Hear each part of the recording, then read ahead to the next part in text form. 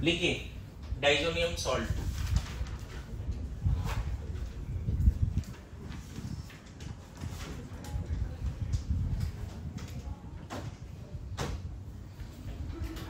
Calcium plus carbon CaC2, इसका hydrolysis ethyne, इसको red hot, याद है? रेड हॉट Fe ट्यूब क्या बन गया? बेंजीन। बेंजीन का नाइट्रेशन नाइट्रोबेंजीन। नाइट्रोबेंजीन का रिडक्शन, रिडक्शन का रिएजेंट रख लेना SnHCl FeHCl H2 nickel LiLH4 aniline. अब बात हो जाता है NaNO2 0 to 5 डिग्री, राइट? इसका मैकेनिज्म अभी आज मतलब लास्ट लेक्चर में बताया। NO+ बनता है, फिर वाटर निकला एनॉल, बताया ना? चाहते हो फिर से मैकेनिज्म बताऊं? ये बनता है बच्चे, अगर तुमने यहाँ पे H2SO4 लिया होता है, इसके जगह पे क्या क्या यूज करते हैं? NaNO2 plus HCl और NaNO2 plus H2SO4, और डायरेक्ट ये भी दिया रह सकता है क्वेश्चन में। हाँ, KNO2 भी दिया रह सकता है, और बन जाता है ये बेस है, ये एसिड है, ये सॉल्ट का कैटायन। ये सॉल्ट में यूजफुल कौन है या कौन ज्यादा रिएक्टिव है? तो ये रिएक्टिव है बच्चे, कैटायन। अब यहाँ पे होता है कि N2 ग्रुप हटा, मतलब ये पूरा डाइजो ग्रुप हटा, और यहाँ पे अलग अलग ग्रुप जुड़ गया। डाइजो ग्रुप कभी भी हटेगा तो शॉर्टकट याद रखो, इलेक्ट्रॉन्स कौन लेके जाएंगे? नाइट्रोजन या कार्बन? नाइट्रोजन लेके जाएगा। हालांकि देखो, कभी भी मैकेनिज्म में ऐसे नहीं करना कि यहाँ प्लस बना ही लेना और N2 गैस निकाल देना, ये कम है, रेयर है।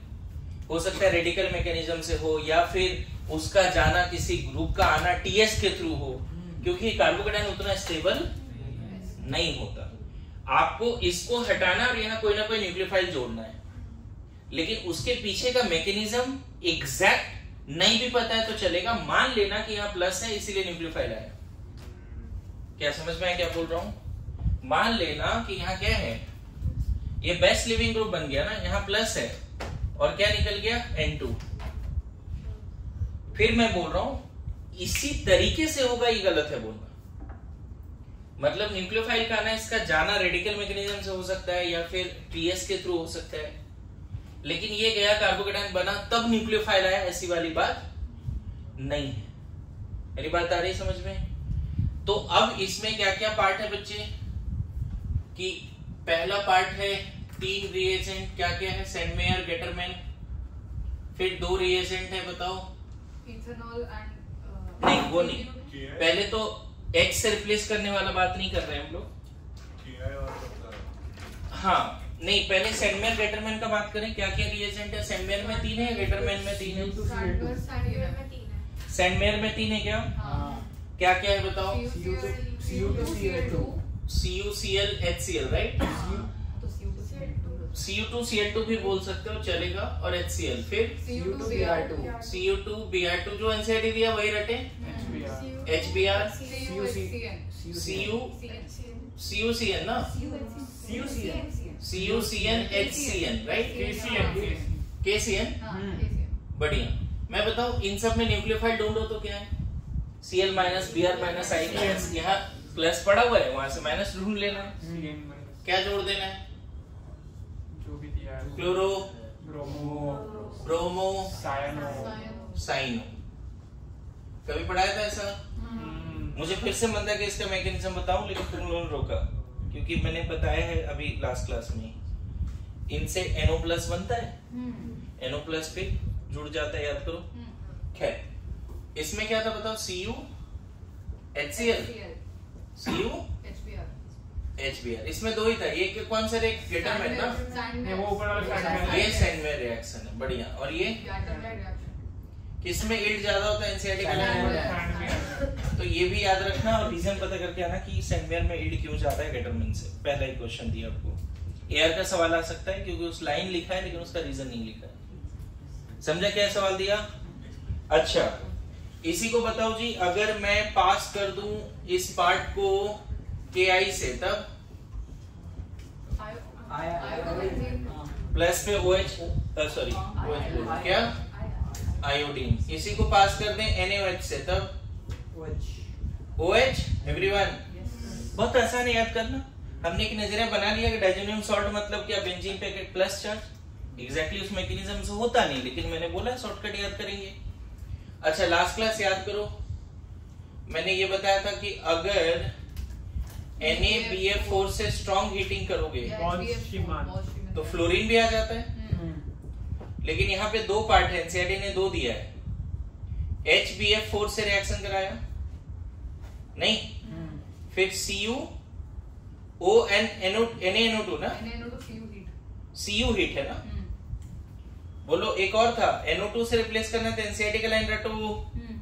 अगर आपने NaBF4 से स्ट्रॉन्ग हीटिंग कराया तो फ्लोरीन आ जाएगा। याद करो, AES के थ्रू फ्लोरोबेंजीन बनाना डिफिकल्ट था, आइडोबेंजीन भी बनाना डिफिकल्ट था।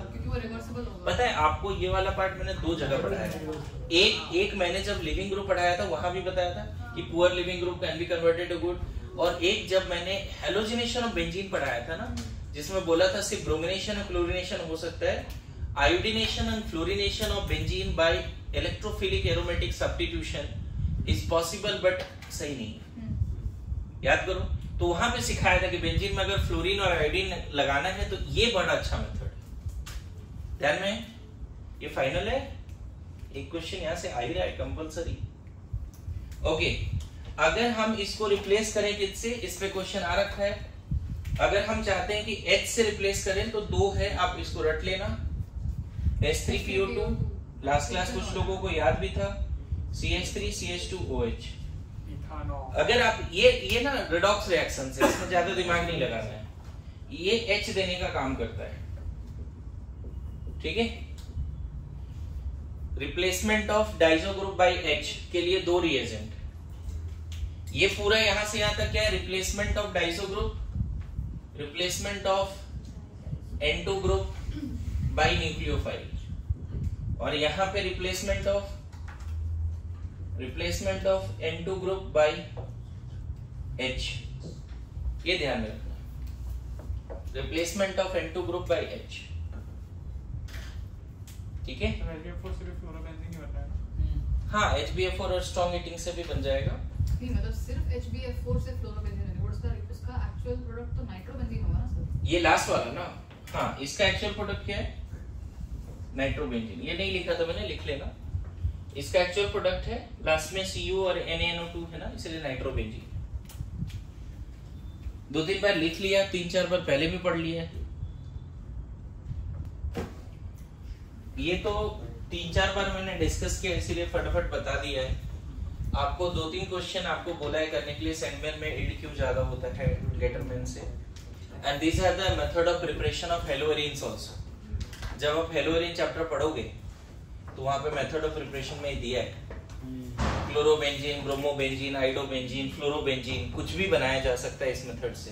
फेनॉल भी बनाया जा रहा है, साइनाइड भी बनाया जा रहा है, साइनोबेंजीन, नाइट्रोबेंजीन। देखना कितना यूजफुल मेथड है ना। बात होता है क्या, रिएक्शन ऑफ डाइजोनियम सॉल्ट है ना, वहां पे कपलिंग रिएक्शन जिसमें बोलते हैं रिटेंशन ऑफ डाइजो ग्रुप। पूरा बात क्या लिखा है एनसीईआरटी में, एक बार देख लें। एनसीईआरटी में ये लास्ट वाला है part, reaction involving retention of Dizo group, bracket में कपलिंग रिएक्शन लिख लेना। ये पूरा ए पार्ट था बच्चे। बी पार्ट में रिएक्शन इन्वॉल्विंग है ना, reactions involving retention of Dizo. Dizo group क्या होता है समझ में आ रहा है? डाइजो ग्रुप, इसी को कौन सा रिएक्शन बोला है बच्चे? कपलिंग।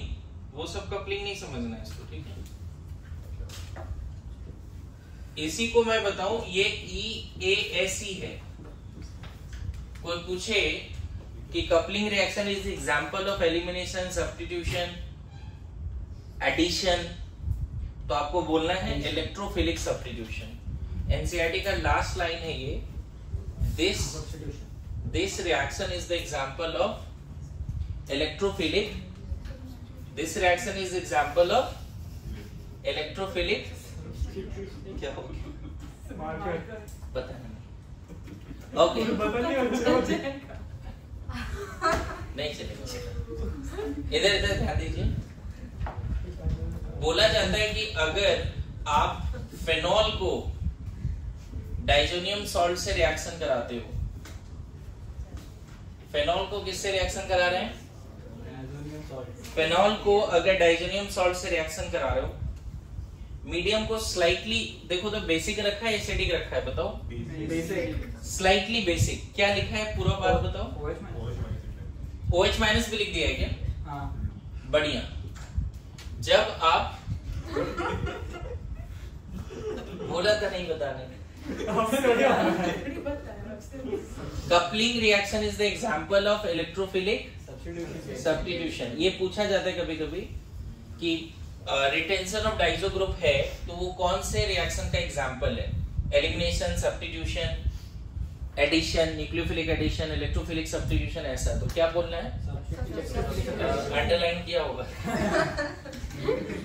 इसका एग्जांपल है इलेक्ट्रोफिलिक सब्स्टिट्यूशन। ओके, इधर इधर फोकस फोकस फोकस। मैंने बोला था 15 मिनट देंगे, इसमें ज्यादा ही दे देता हूँ, चलो ध्यान दो। होगा क्या बच्चे, ये एक्टिवेटेड रिंग है और ये बन जाएगा इलेक्ट्रोफाइल। एक्टिवेटेड रिंग पे इलेक्ट्रोफाइल आता ही है। EAS में क्या होता था? बेंजीन या बेंजीन पे कोई ग्रुप पहले से हो तो इनकमिंग इलेक्ट्रोफाइल ऑर्थो पैरा पे जाता था। तो ये Dizo group behave like a electrophile for this activated ring. यहाँ पे एक बड़ा इंटरेस्टिंग क्वेश्चन है कि सर ऐसा क्यों नहीं किया कि इसको यहाँ पे अटैक करा के इसको हटा दिया? रिमूवल ऑफ डाइजो ग्रुप नहीं समझा? अरे अभी तक क्या कर रहे थे? न्यूक्लियोफाइल कहाँ जा रहा था? न्यूक्लियोफाइल कहाँ जा रहा था इन सब में? N2 ग्रुप जहां जुड़ा हुआ है जिस कार्बन पे, उस पे न्यूक्लियोफाइल आया और N2 ग्रुप निकल गया। यहाँ भी वही चीज कर सकते थे ना, ध्यान दे। ये दोनों रिएक्ट करके फेनॉक्साइड बनाया। बताओ, फेनॉक्साइड जब यहाँ पे बन गया, रफली मैकेनिज्म देखो, फेनॉक्साइड बन चुका है और यहाँ पे डाइजो ग्रुप है। यहाँ पे देखो, ये पॉसिबल है ना बच्चे कि ये इस पे अटैक करके इसको निकाल दे, जैसा उधर हो रहा था, जैसा उधर होता है। लेकिन ये नहीं होता है, ऐसा कंपाउंड नहीं बनता। जब फेनॉल को आप रिएक्शन कराओगे डाइजेनियम सॉल्ट से, ये नहीं बनेगा। यही अगर आपने डाइजेनियम सॉल्ट को वाटर से रिएक्शन कराया तो क्या बना? वार्म वाटर फेनॉल बना ना?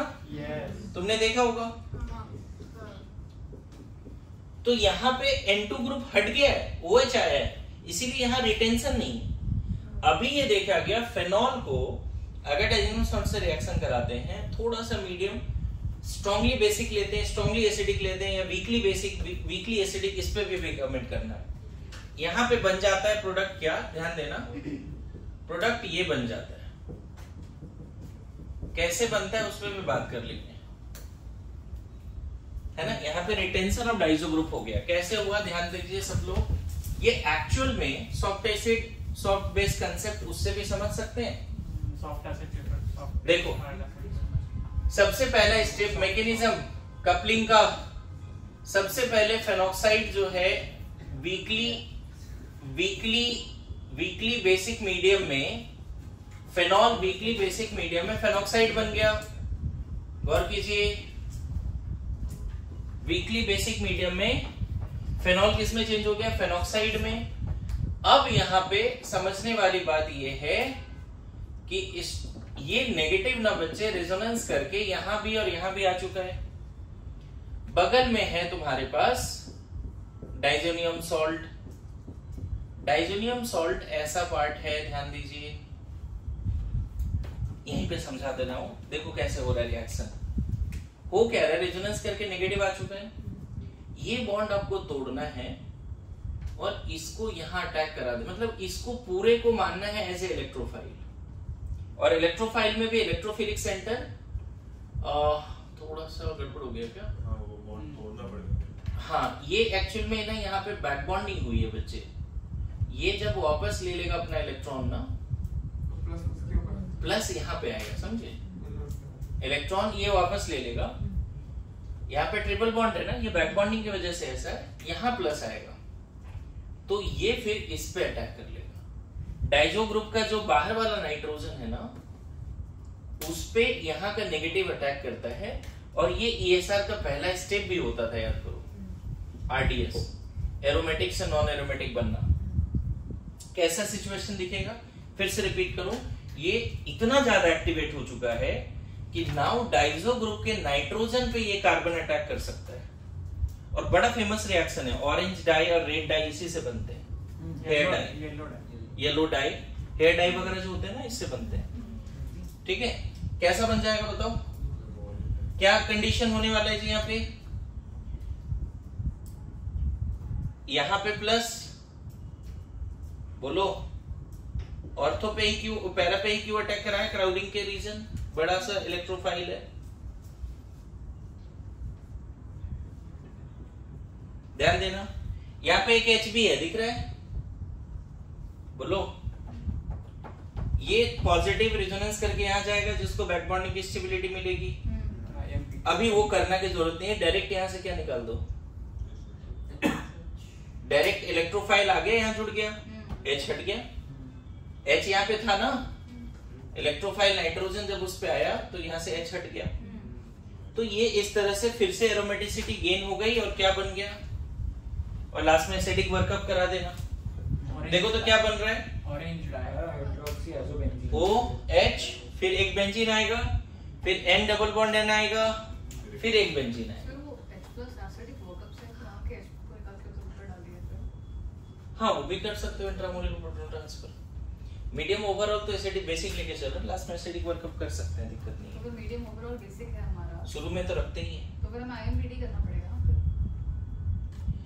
लास्ट में मान लो ये बन भी गया तो बेस अगर बचा है तो इससे रिएक्ट हो जाएगा ना, है ना? बात समझे? तो एसिडिक वर्कअप करना पड़ेगा। सब लोग इधर ध्यान देना थोड़ा। इसका नाम क्या है, इसी बताओ एक बार। Para hydroxy azobenzene, para hydroxy azobenzene, ये जो ग्रुप है पैरा हाइड्रोक्सी, है ना, एजो बेंजीन। क्या येलो डाई, ऑरेंज डाई, ठीक है, याद रखोगे। So is it coupling? दो ग्रुप जुड़ रहे हैं, एक जैसा बेंजीन जैसा दो ग्रुप जुड़ रहे हैं, लेकिन ये एक्चुअल में क्या है, इलेक्ट्रोफिलिक सब्स्टिट्यूशन। इसका प्रैक्टिकल इंपॉर्टेंस है, रिएक्शन अच्छा है। मैं चाहता हूँ लिखो मत, थोड़ा ध्यान दे दो प्लीज, खत्म नहीं हो पाएगा फिर। यहाँ पे तो टॉपिक समझाता हूँ एक बार। अगर आप मीडियम बहुत बेसिक लेते हो तो गड़बड़ क्या होगी, मान लो बहुत स्ट्रांगली बेसिक लेते हो, पीएच मान लो तुमने ले लिया 13-14, तो पता चला कि ये बेस ही इसको हटा दिया, मतलब स्ट्रांगली बेसिक मीडियम में डाइजोनियम सॉल्ट स्टेबल नहीं है, तुरंत N2 ग्रुप हटके वहां न्यूक्लियोफाइल, जो बेस है वही न्यूक्लियोफाइल बन जाएगा। स्ट्रांगली बेसिक नहीं ले सकते। स्ट्रांगली एसिडिक में क्या दिक्कत है, स्ट्रांगली एसिडिक में ये स्टेबल है बट ये प्रोटोनेट हो जाएगा। अगर ये प्रोटोनेट हो गया तो ये सर जो इलेक्ट्रोफिलिक सब्स्टिट्यूशन नहीं होगा। इसमें pH 9 to 10 रखा जाता है, बच्चे ध्यान रखना, pH पे कमेंट करना, थोड़ा मॉडरेट pH रखा जाता है इस रिएक्शन में। इस रिएक्शन में फिर से रिपीट कर रहा हूं, अगर कपलिंग रिएक्शन करना है, मान लो बोला जाए कि coupling reaction of phenol with diazonium salt is in strongly acidic, no. Is in strongly basic, no. Weakly acidic, no. Weakly basic. Best क्या है, weakly basic, क्योंकि फेनॉल को फेनॉक्साइड बनाना भी है, फेनॉल को फेनॉक्साइड पहले बनाना भी, एक बार फेनॉल फेनॉक्साइड में गया तो ये और ज्यादा एक्टिवेट हो गया, अब डेफिनेटली डाइजोनियम सॉल्ट यहां जुड़ जाएगा, समझे? Why is not strongly basic? पता चला कि N2 को हटाने का काम बेसिक कर दिया, मीडियम ही कर दिया। Why not strongly acidic? ये प्रोटोनेट हो गया तो इन दोनों बात नहीं बनेगी। Why weakly basic? फेनॉल को कन्वर्ट करना है फेनॉक्साइड में, तब जाके कपलिंग और अच्छा होगा। अच्छा पता है स्ट्रांगली बेसिक में भी फेनॉल फेनॉक्साइड में जाएगा, लेकिन उस केस में डाइजोनियम ही नहीं बचेगा। स्ट्रांगली बेसिक में ये रिएक्शन तो हो ही जाएगा, लेकिन मीडियम अगर स्ट्रांगली बेसिक है तो पता चला डाइजो ग्रुप भी हटके वहां OH आ चुका है। आया समझ में? तो कमेंट कर लीजिए, अभी लिखो मत प्लीज, मत लिखो, जरूरत नहीं है, मैं आज ही अपलोड कर देता हूं। इसमें एनिलीन का क्या होता है रिएक्शन देखो, अगर आप एनिलीन को रिएक्शन कराते हो डाइजो से, देखो मैं पूरा इसका मैकेनिज्म यही बता देता हूं बच्चे, सिमिलर ही होगा, सिमिलर मैकेनिज्म है एनिलीन को। अच्छा यहाँ मीडियम भी बेसिक रखने का जरूरत नहीं है, क्योंकि aniline itself highly activating, OH के रिस्पेक्ट में तो बहुत ज्यादा एक्टिवेटर है। तो यहाँ क्या होगा, ये बॉन्ड टूटा, ये इस पर अटैक किया, ये ऐसा डायरेक्टली क्या बना दिया बताओ, NH2 para amino azobenzene, para amino azobenzene, para amino azobenzene, azobenzene, yellow dye, yellow die.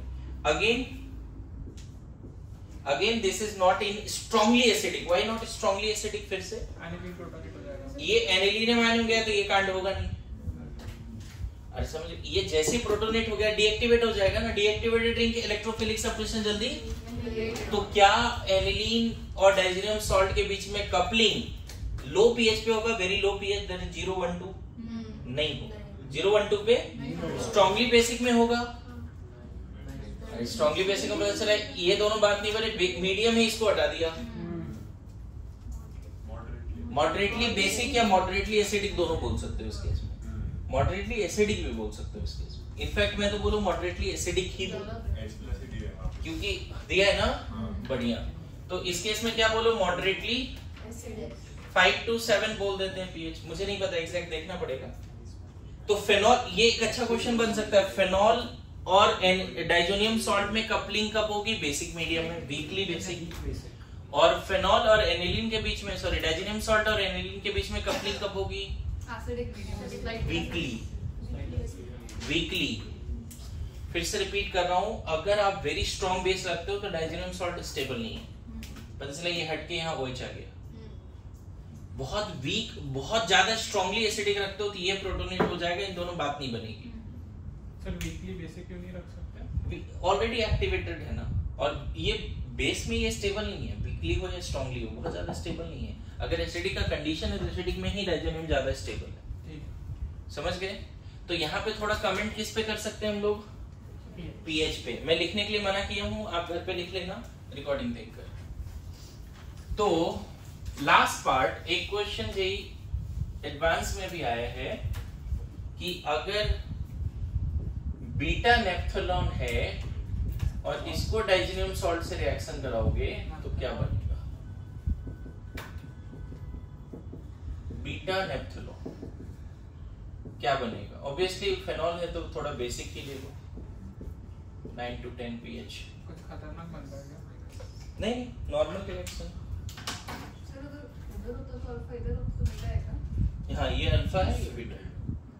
Beta नेप्थोलॉन को डाइजीनियम सॉल्ट से रिएक्शन कराओगे तो प्रोडक्ट, ये जो एडवांस में अभी कुछ दिन पहले का सवाल है, आया हुआ है, इसको देख लीजिएगा, मैं आपके लिए छोड़ता हूँ। हाँ, कुछ दिन पहले आया है। And this completes your amines. अब सिर्फ ऑर्गेनिक केमिस्ट्री में क्या बचा है, बायोमोलिक्यूल। बायोमोलिक्यूल कर लेंगे हम लोग, घबराने की बात नहीं है, 2 क्लास में हो जाता है, ठीक है?